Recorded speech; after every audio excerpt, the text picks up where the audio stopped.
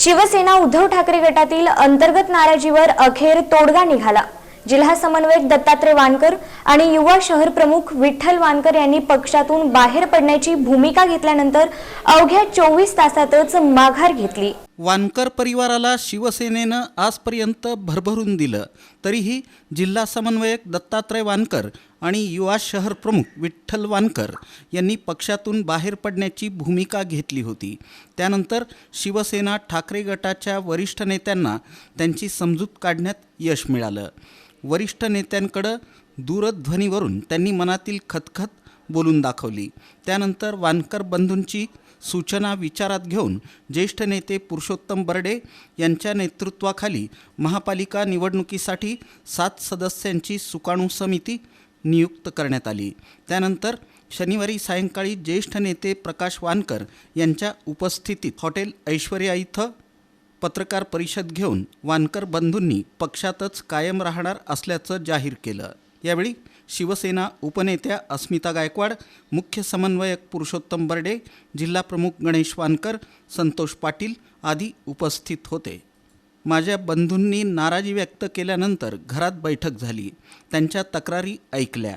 आता निवडणूक लागली, त्यामुळं असं वागणं योग्य नव्हे अशी समजूत काढली। त्यानंतर वरिष्ठांसोबत चर्चा झाली, वरिष्ठांनीही मतं जाणून घेतली। उद्धव ठाकरे यांची भेट झाली, तर 2-3 दिवसात त्यांच्यासोबत ही बैठक घेण्याचं आश्वासन वरिष्ठांनी दिलं, अशी माहिती जिल्हा प्रमुख गणेश वानकर यांनी दिली।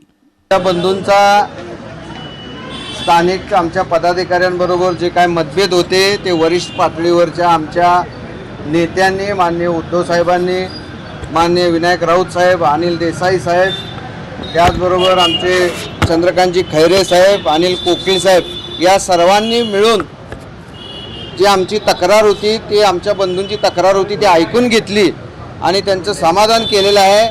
त्याच्यामुळे माझ्या बंधूंनी फक्त पदाचा राजीनामा दिला होता, पक्ष सोडलेला नव्हता आणि आजही पक्षावर आहेत। पक्षाने त्यांचा राजीनामा स्वीकारलेला नाही, ते अजूनही त्या पदावर आहेत।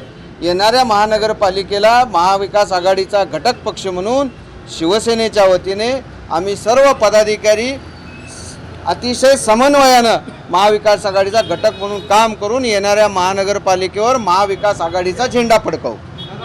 निवडणुकीला सामोरं जाताना नव्या जुन्या आणि अनुभवी लोकांची समिती आवश्यक होती। एकाच व्यक्तीच्या हाती सूत्र राहिली असती तर नुकसान होण्याची शक्यता होती। यासह अनेक बाबी वरिष्ठांसमोर मांडल्या।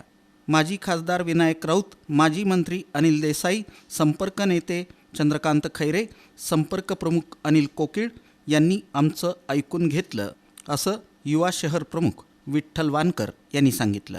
ते आहेत त्यांच्या मार्फत आम्हाला मनधरणीसाठी काय भावना आहेत त्यांच्या पोच करण्यासाठी आम्हाला कळवलं।